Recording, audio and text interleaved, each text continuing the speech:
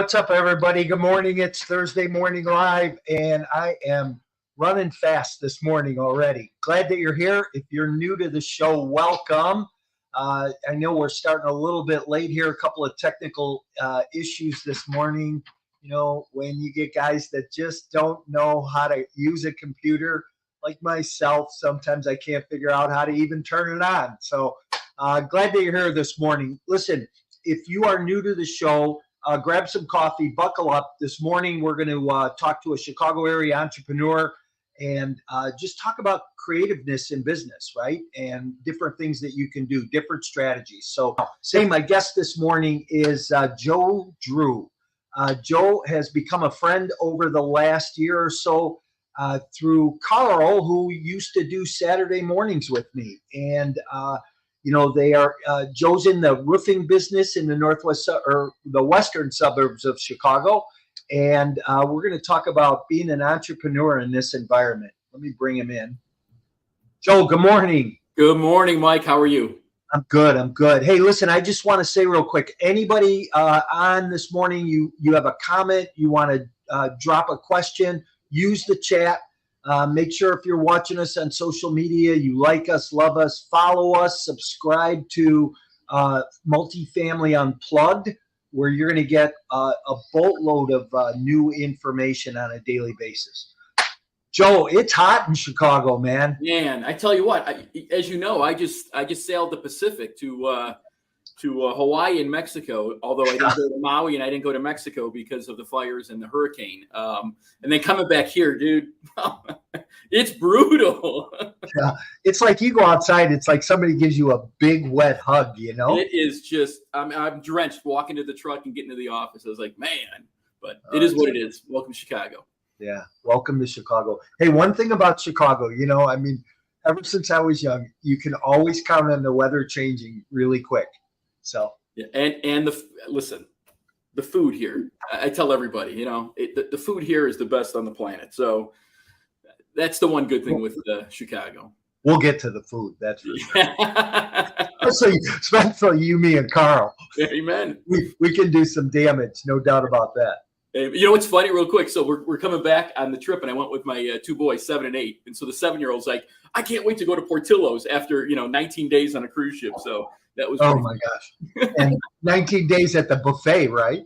Yeah, yeah. I ate probably twice as much daily than I normally do. So it was awesome. Yeah, good, awesome. Good.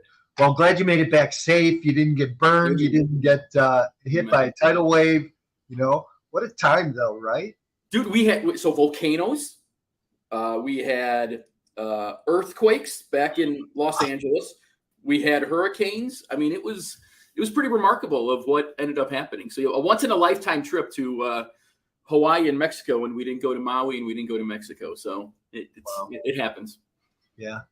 Hey, listen, let's kick this off. I always ask one question of my guests. And, I keep threatening I'm going to write a book, right? I'm going to take all of these answers and I'm going to write a book. But in one word, what best describes you personally and professionally? In one word. That's a good question. I would, if you ask other people, they'd give you a different word, but I'm a student. I'm a student. I love learning. It's what drives me. I'm very competitive, very motivated, but I would say a student of the game. Yeah, interesting. Yeah, I think that's something you have to continue to do. You got to continue to keep learning.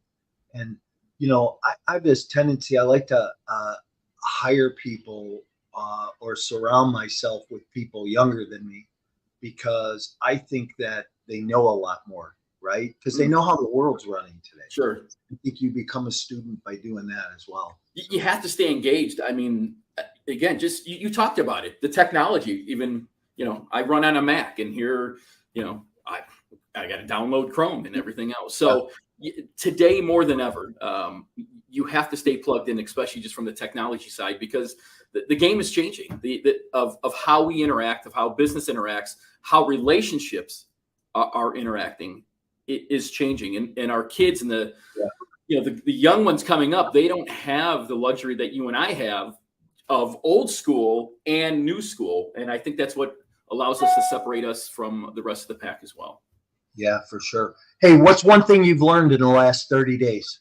One new thing you've learned? I have to stick to the cruise with regards to life's going to throw you curveballs, Mike. I mean, listen, it's a once in a lifetime trip. This was for my parents' 55th anniversary. And, it was a 19-day cruise to Hawaii, Mexico. There was 75 different countries that represented this boat, right? So really unique. And, life is going to throw you curveballs. And as you know, when you're dealt with lemons, you make lemonade. And we did. Yeah. Well, Carl read me that text that you sent. Oh, did he? It's something that happened every day. Somebody got sick, got airlifted, jumped overboard. Holy cow. Every single day there was some emergency alert. From people, one guy got his eye poked out, which was the magician. We found that out at the end of the cruise. The magician, probably practicing, got his eye poked out, had an emergency event. It was one after another. It was crazy. It really was crazy. Hey, you mentioned relationships a minute ago. Yeah. And, one thing I like to, when I'm building a relationship with somebody and I see somebody that at an event or I get on the phone with somebody who I haven't talked to in a while, that's a question I really like to ask. Hey, you know what, since the last time we saw each other, what's something new you've learned? And I think that just goes into building that relationship and meeting people and connecting. So, hey, talk about your background a little bit and what you're currently doing. Yeah. I tell everybody I was always a comedian growing up. I loved to laugh and I was a funny guy, but I really didn't have a lot of confidence. I was more one of those guys that was afraid of my own shadow. I can honestly say, like a caterpillar knew a butterfly, for those that knew me in my mid-20s, I am a completely different individual. My identity completely changed. So when I get into deep conversations, understanding that we all hold an identity, and that how we hold ourselves is how we're projected. So understanding that inner game of life, which what you asked me, give me one word to describe yourself, and a student. The game of emotions, the game of thought, the game of action, right? So those three things, how we think, the emotions that we use, and the action, and understanding that we have the ability to control that or to change that. My life has been transformed once I learned that skill set, and I attempt to apply it, Mike. But every day is the ability for us to understand that. I have kids, I'm married, I have a business, I have business partners, you're interacting with life. And so every day creates an opportunity for us to understand and learn. Wow. Interesting. And what is your business, Joe? So Greenlight Construction, I have a couple different divisions. So I'm a fourth generation contractor. So Greenlight Construction, I have a roofing division. I'm a federal contractor for the United States government. So we just finished 2 government contracts. I also have a solar division, which is Greenlight Energy. So those aspects is my business of what I do, from build design to government contracting to roofing and to renewable energy and solar. Interesting.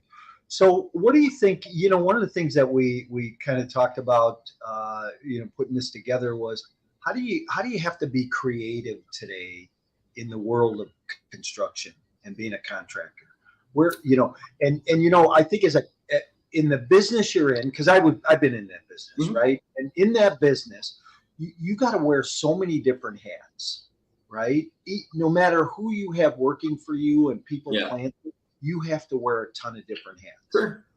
So, how do you keep up with that creativity?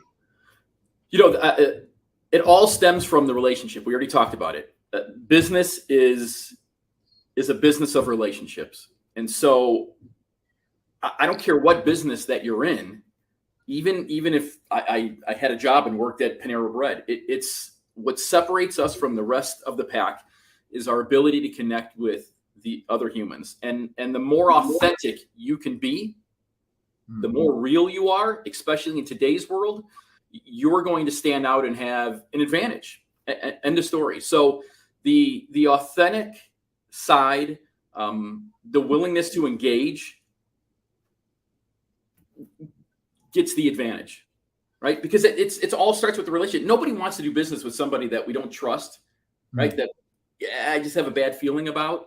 And so that, I think that's what separates successful businesses from the average. And then you can multiply on that with marketing and just understanding the tools of today with technology.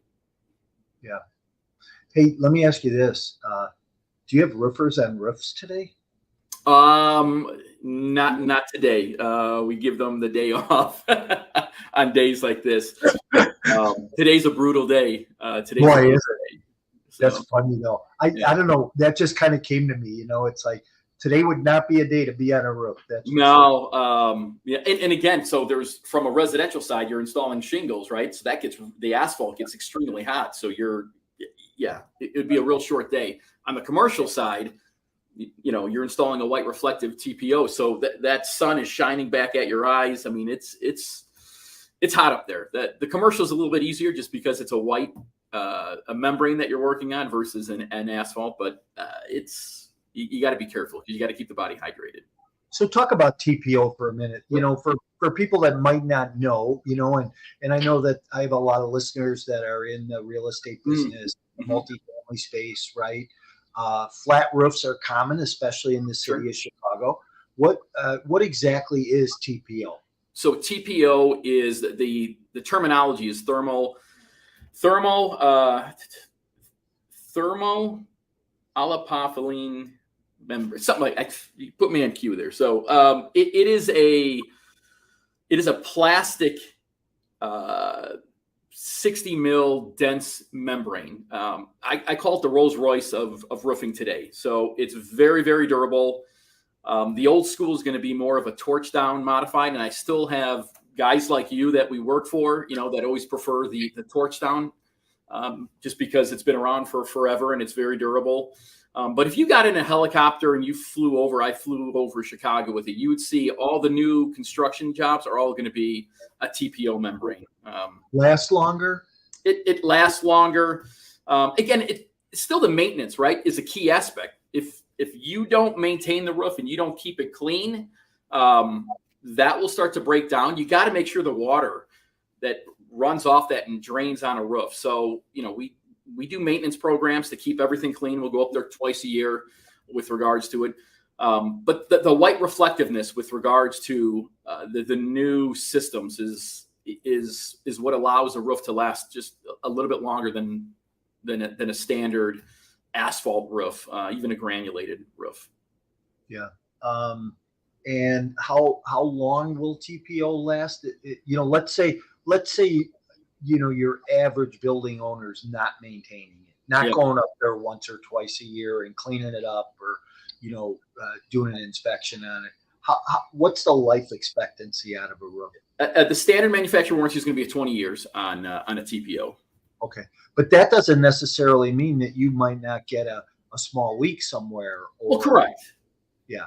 Especially in climate, right? Doesn't climate have a lot to do with it too? Where here we're in a climate that we freeze in the wintertime and it's boiling hot in the summertime, and if you got standing water on there and it's baking and freezing and popping, you're gonna have those challenges, right? Yeah, I tell every client we live in the worst climate on the planet. We live in the worst climate because we have the extremes of both, the extremes of winter and the extremes of summertime.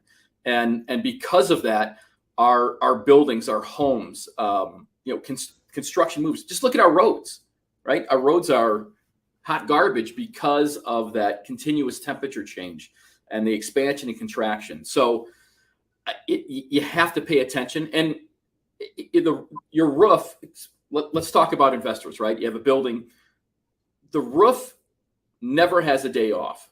So 365, 7 days a week, right? 24/7, that roof is being every day, every temperature. It's at play. So it's one of those things where you have to have a good roofing contractor that has your back with regards to any, just keeping the small little maintenance will make a world of a difference to keeping the longevity of that system working and operable.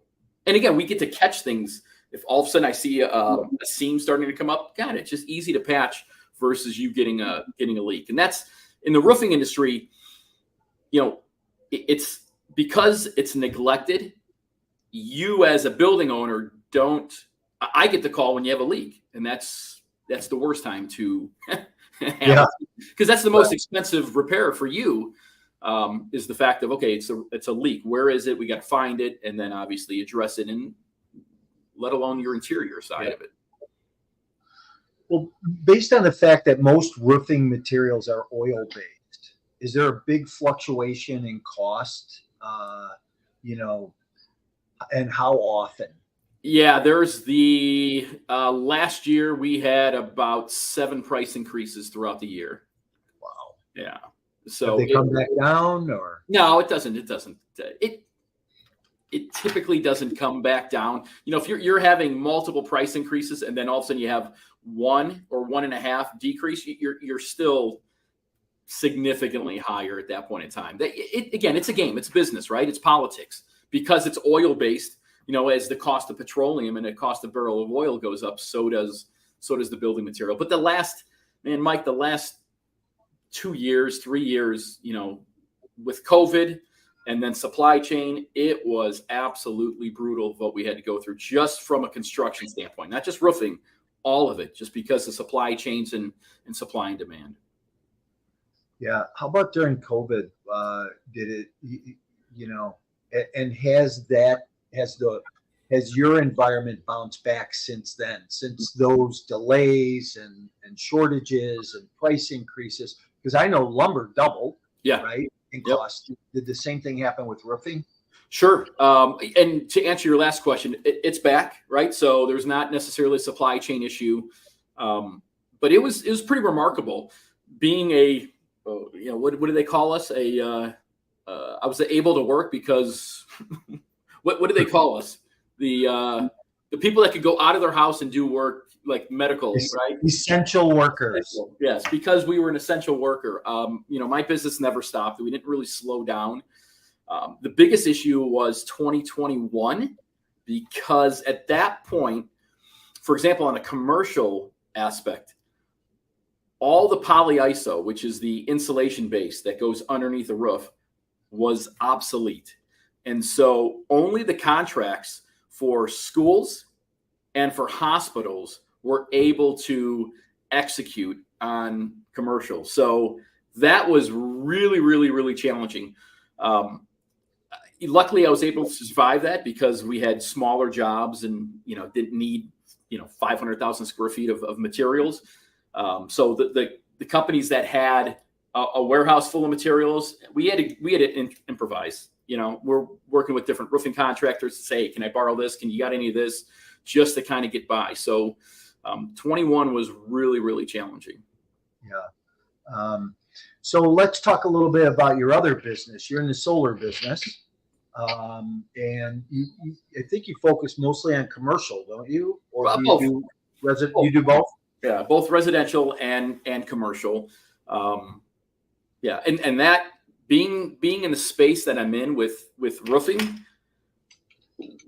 August of last year, so a year ago, my entire career changed, because when this administration passed the Inflation Reduction Act, all of a sudden, I'm a student, as I'm studying how this is impacting my business, I recognized, and I'll back up a little bit. In my business, being in the roofing industry, the game of solar, right, kept appearing over these last 4 or 5 years. And to be honest, it was one of those things when I don't want to do anything new. I want to stay in my lane. I don't want to have to learn a new trade. I don't want to have to learn anything new. I just, nah. Kept pushing away. That changed the direction for me, because I recognized that all of a sudden that the avenue of roofing changed because of solar.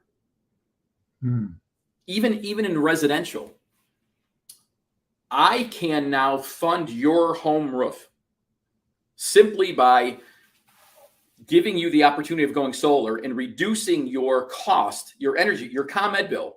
Because in Illinois, we can exchange our ComEd bill for solar, and that your payment that's going to be 100% financed through third party, the government financing, is going to be less than what you're paying right now to ComEd.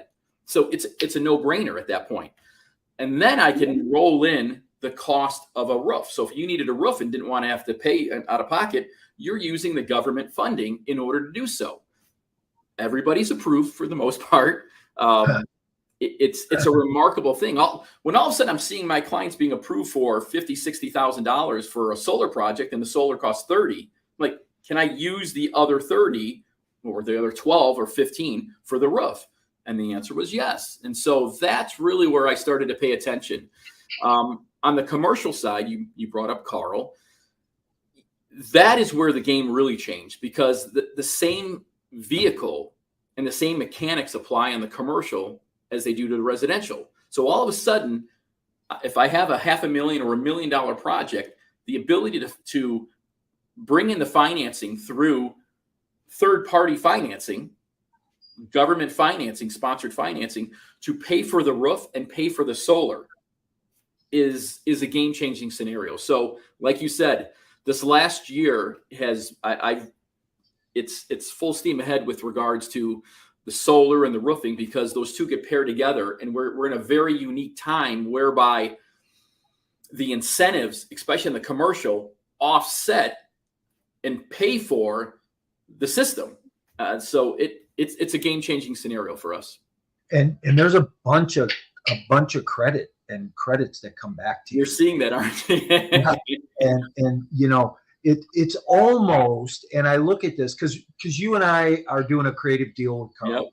Yep. We're in the process of buying a factory, and we're going to put a new solar system on it and sell the solar power back to the owner. And that's going to be part of the rent. And there's other carbon credits and tax credits that come back. And, you know, when I first started this conversation, I didn't believe it. And, you know, I have to imagine that your average building owner, your average homeowner isn't going to believe it at first, to believe that they can get such a reduction in the installation cost, much less the energy cost, much less putting cash back in their pocket. Correct. You know, and, you know, again, keep learning, right? Yeah. Keep educating yourself. And that's what I would tell building owners today and homeowners to get the education, because it's real. On the commercial side, Mike, it's astonishing, because what you said, even for you didn't believe it. For me, I didn't believe. It just doesn't make sense. And we've had times where all of a sudden the CEO we're dealing with is like, hands behind his head, goes, "What's the catch?" You know, and it is too good to be true.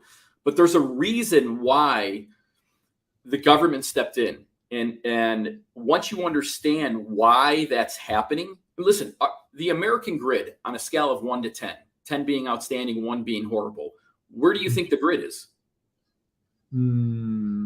6. 2, 3. It's horrible. Really? Yes. Listen, the American grid, the electrical grid, was built between World War I and World War II. Okay? So if you look at right now, California, let's just take California. They have natural brownouts because the demand for power is greater than the supply. So what's happening in the East Coast and the West Coast, if we're in California, the cost of a kilowatt would go from about 19 cents that we're paying right now at this time, which is 9 o'clock in the morning. Once we hit the time between 3 p.m. and 9 p.m., that cost goes from 19 cents to 55 cents a kilowatt. So the electric company, including ComEd, is creating a peak demand cost to deter me, and everybody else to start controlling the use of power. Okay? So that's a big deal. Now what's happening? We're on this electrical push. We want to electrify America. This is what people don't understand. And so when I'm in meetings, and even on this one, Yeah. you don't know that the electrification in the United States is underway. Okay, we have mandates by 2035 that ComEd has to be producing 70% clean energy, which is physically impossible. Which is why ComEd and all the utility companies are motivated to help sustain that, because the only way this could be done, the only way that the electrification of the United States can happen, is if you and your buildings participate, you and your home participates. If you looked at every roof on Home Depot has solar in almost every one of their buildings. Target has solar in every one of their buildings. Walmart has solar on majority of their buildings. So what you and the public don't see, it is pretty astonishing. And why are they doing it? They're not doing it because they want to be green. They're doing it because of different mandates and because of the incentives that are there. And it becomes a smart business decision on that. So if you and I can't change the electrification in the United States, it's underway. There's mandates at play. There is a high chance that it's not going to work. And if it doesn't work, you're screwed. I'm screwed. The building that I'm in is screwed because the cost of energy becomes so high. Do you know that this year alone, we've had 2 significant price increases with ComEd? $2.5 billion price increase with ComEd just went in effect July 1st. So look at your bill that you just received in August, and you're going to see a significant difference.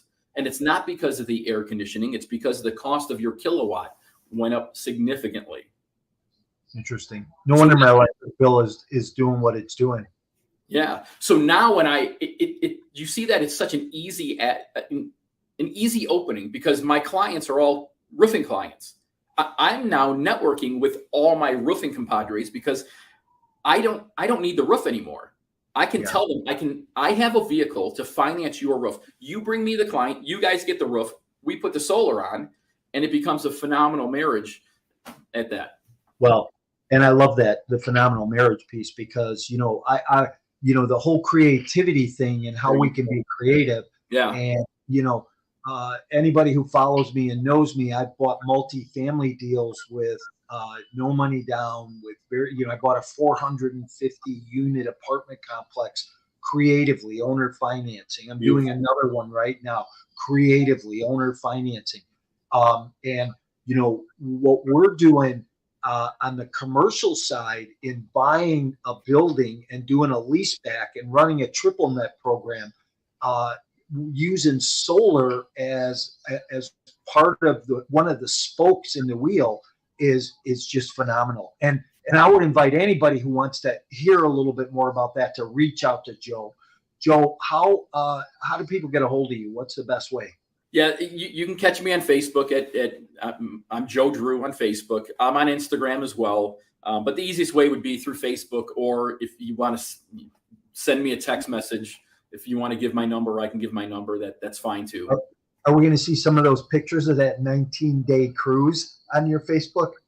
I'll probably start posting those. The first one I had to post was just what happened every single day in order to get to that. But yeah, we'll post some photos as well. That's funny.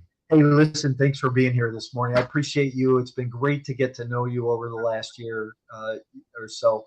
And I'm looking forward to us doing some more business together. Amen. So anybody that wants to reach out to Joe, give him a call or follow him on Facebook. Learn a little bit more about the solar and how it can benefit you in your business or in your house. Yeah. And if you are looking for creative ideas, creative techniques, reach out to me. Remember, great day.